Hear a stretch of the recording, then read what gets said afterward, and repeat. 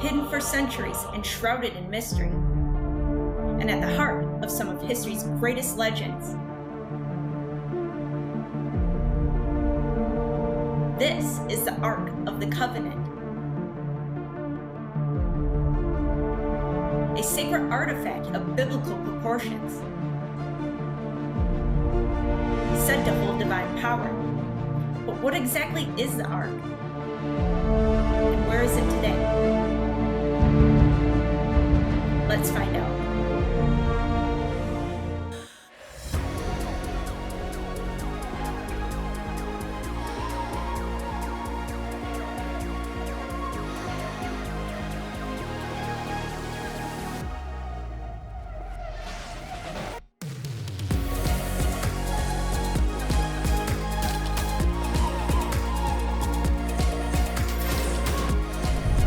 Welcome back. I'm Lex Levy and this is Ancient Odysseys.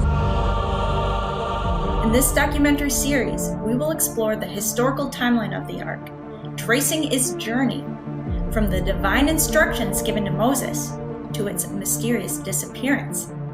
We will examine the various theories about its fate and the modern-day searches for its possible locations. Could the Ark still be hidden somewhere today? We will also uncover its connections to Kabbalistic mysticism and analyze historical references that describe its power and significance.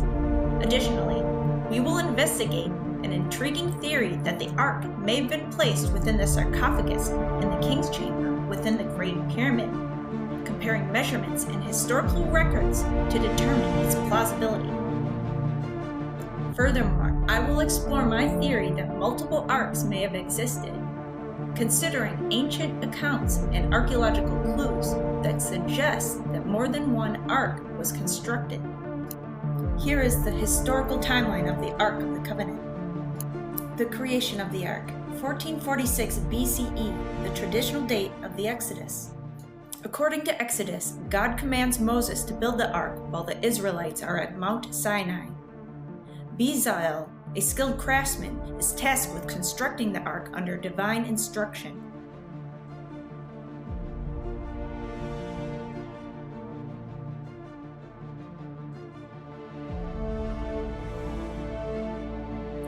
The Ark is placed inside the tabernacle, the portable sanctuary of Israel.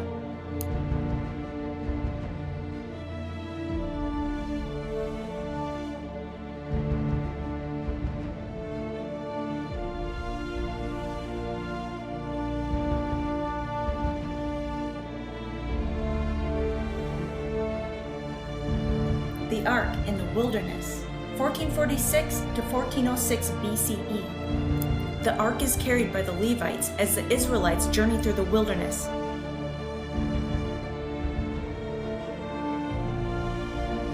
The Ark leads the Israelites with God's presence appearing as a cloud by day and a pillar of fire by night.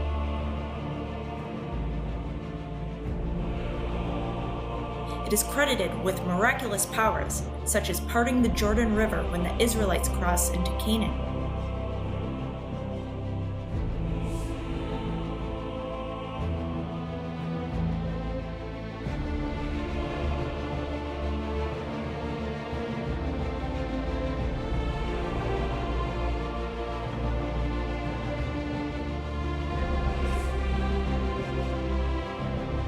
It is housed in the tabernacle behind a curtain in the Holy of Holies.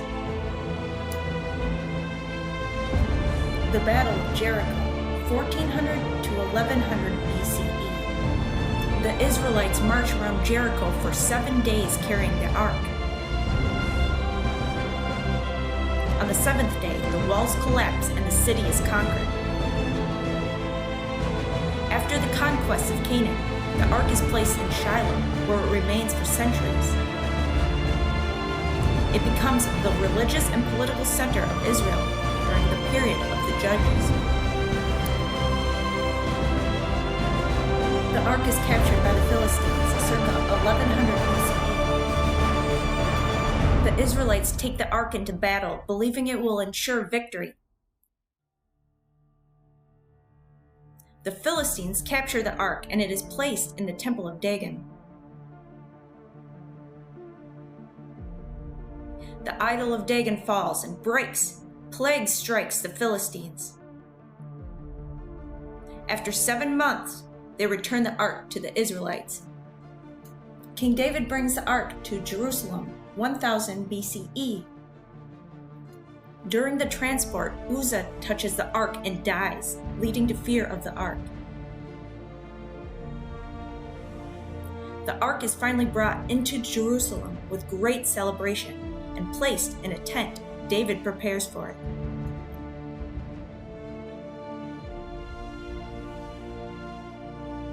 The ark is in Solomon's temple, 957 BCE.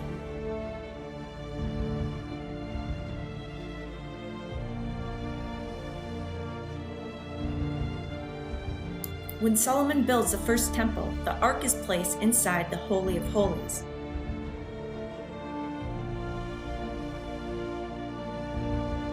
The ark remains in the temple as a central religious object.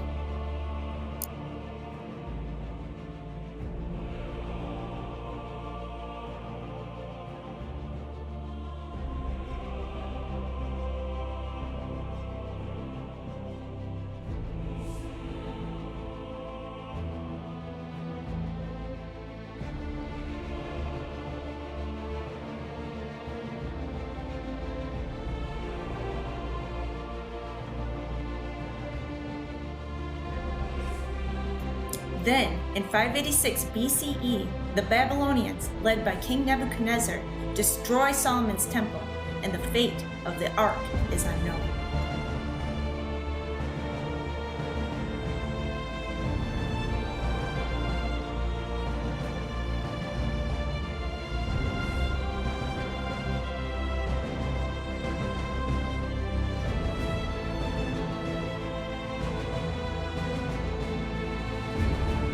After 539 BCE, we have the post-Babylonian period, when the second temple is built, but the Holy of Holies is empty.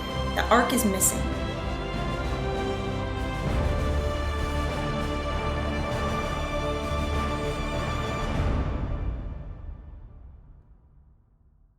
To this day, the location of the ark remains unknown.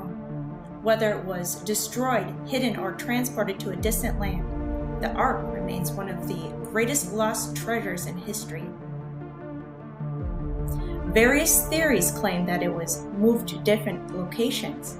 Let's explore these now.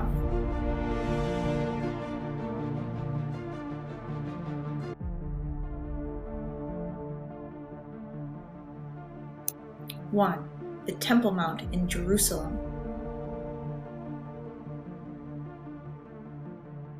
After the Babylonian siege in Jerusalem, the ark seemingly vanished. Some scholars believe that many ancient Middle Eastern temples had a secret room in their building, where important relics were stored and hidden from the public, and Solomon's temple was no different.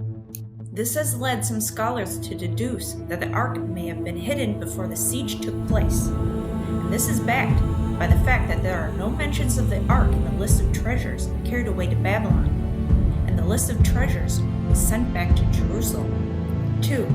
The Vatican. Some people believe that the ark is hidden in the secret archives of the Vatican.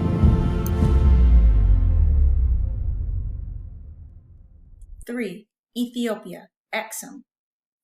Some claim that the ark is housed in the Church of Our Lady Mary of Zion.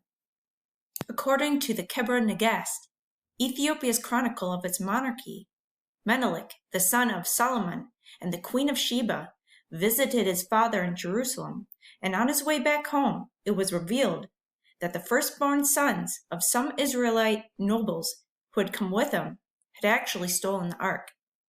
However, after realizing the ark's powers didn't destroy his escort, he concluded that it must be God's will that it remains with him in Ethiopia.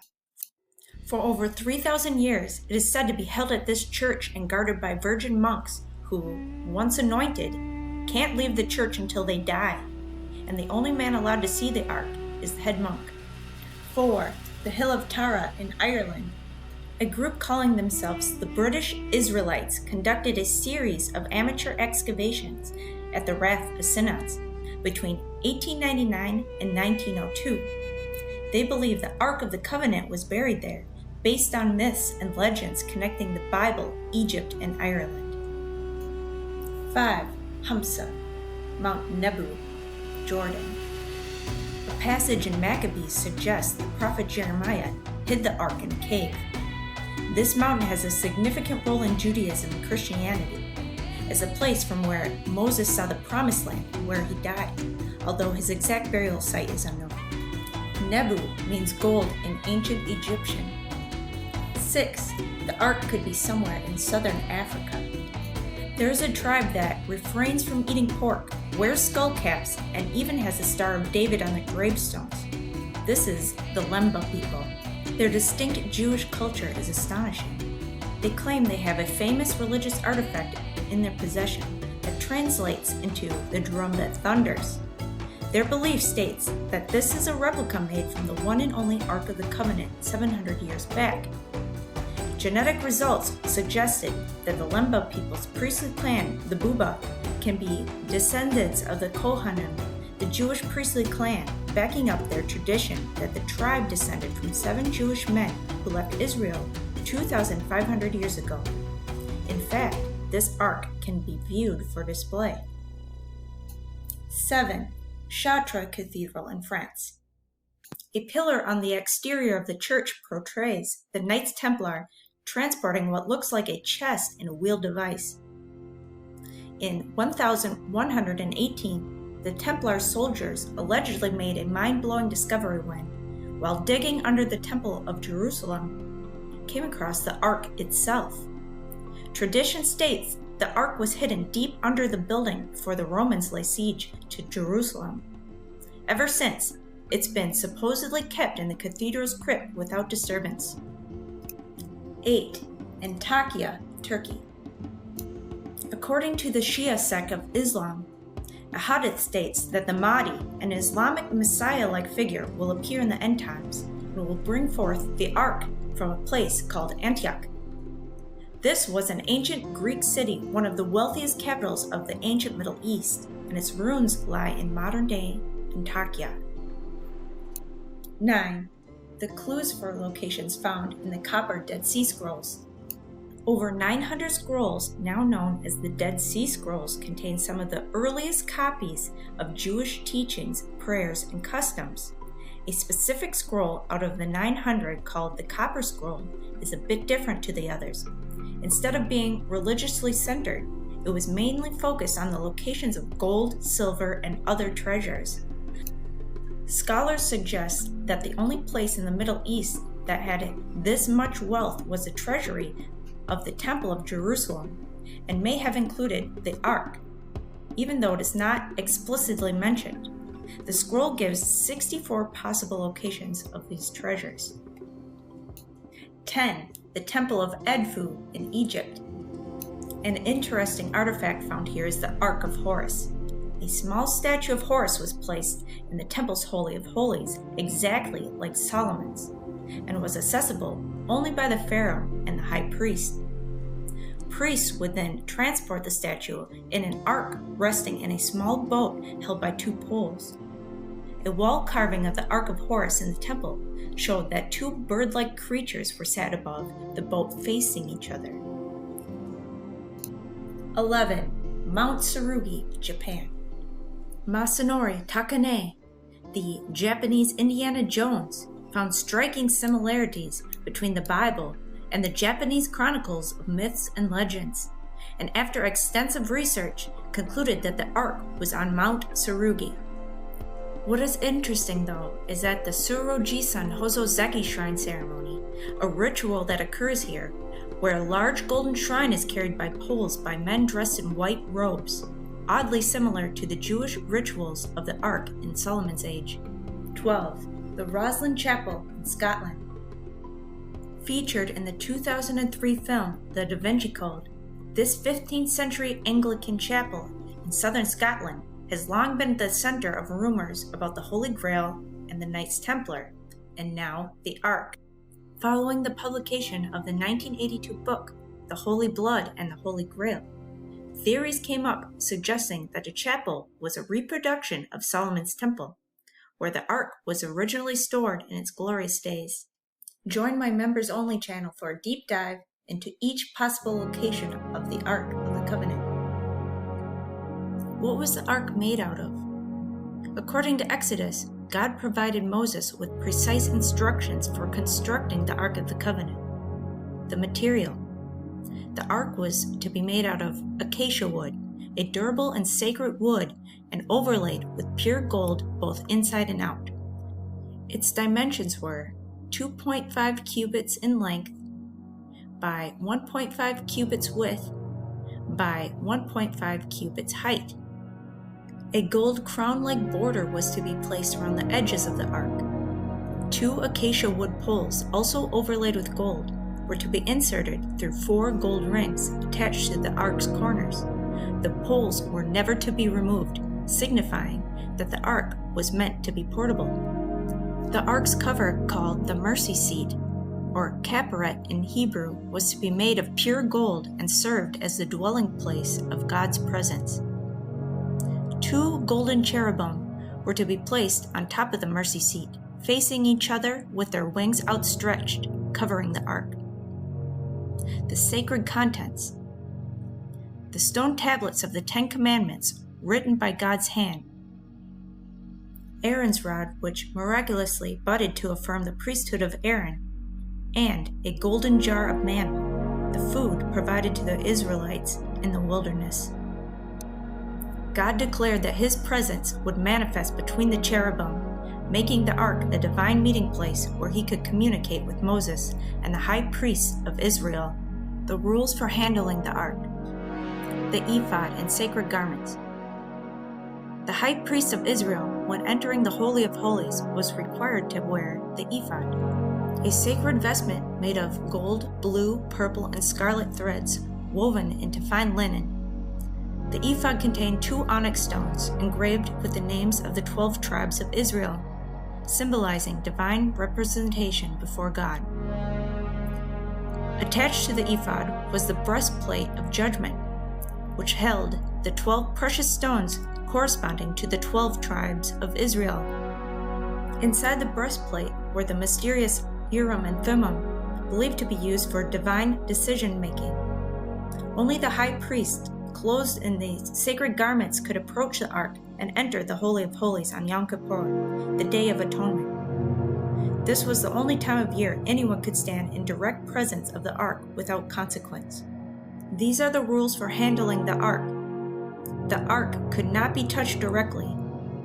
It was carried using poles inserted into the golden rings attached to its sides. Only the Levites from the Kohathite clan were allowed to transport the Ark, and they were commanded to never look inside. When moving the Ark, the Israelites were required to keep a safe distance of about 2,000 cubits. Those who touched the Ark without permission were struck dead, as seen in the case of Uzzah, who was killed for studying the Ark when it nearly fell. The Ark was always kept veiled when transported, concealed from direct view. These strict instructions reinforced the holiness and power of the Ark, ensuring that it was always handled with the utmost reverence. The King's Chamber Theory. One of the most intriguing theories regarding the Ark's final resting place is its possible connection to the King's Chamber in the Great Pyramid of Giza. Some researchers believe the granite sarcophagus inside the chamber may have housed the Ark. I will now show you my mathematical analysis to see whether the Ark in fact fits inside the container within the King's Chamber of the Great Pyramid. But first, let me explain what a cubit is, since this is the unit used when God instructed Moses to build the Ark. The cubit is an ancient unit of length based on the distance from the elbow to the tip of the middle finger. It was primarily associated with the Sumerians, Egyptians, and Israelites. The term cubit is found in the Bible regarding Noah's Ark, the Ark of the Covenant, the Tabernacle, and Solomon's Temple. Cubits of various lengths were employed in many parts of the world in antiquity. You can see the variations in length for each cubit. I've chosen to use the shortest cubit in my calculations. Here we have the interior measurements of the container inside the King's Chamber of the Great Pyramid. I will test both Petrie's measurements and Piazzi-Smith's measurements. Here we are converting the biblical dimensions of the Ark to inches, using the common cubit. After comparing the dimensions of the Ark of the Covenant to Petrie and Piazzi-Smith's measurements, you can see the tolerances. There's plenty of space in the length tolerance. With the width, it's an extremely tight fit, but it would fit with minimal clearance. And there's more than enough clearance on the height. So overall, using the common cubit, the Ark would fit inside the sarcophagus, but the clearance is extremely tight, with less than 0.5 inches. Here's a graph of the results to help you visualize, and you can see just how tight the fit is on the width. The theory that the Ark of the Covenant may have been placed inside the sarcophagus in the King's Chamber of the Great Pyramid remains open to debate. Additionally, the historical timelines present challenges. The Great Pyramid was built during the 4th dynasty of Egypt, while the Ark was constructed in the 15th century BCE, according to biblical accounts. This significant gap raises questions about whether the Ark could have been placed inside the chamber at a later date, or if there was a possible connection between the Ark and earlier Egyptians. Thank you for joining me on this quest to uncover the mysteries of the Ark of the Covenant. If you enjoyed this video, please like, share, comment, subscribe, pick up some merch, and turn on notifications for new videos. If you want to help support our research and expeditions, join my members-only channel and become a patron supporter to gain access to exclusive behind-the-scenes content and receive special updates. Your support helps us continue this incredible search for the truth. Until next time, keep seeking the unknown.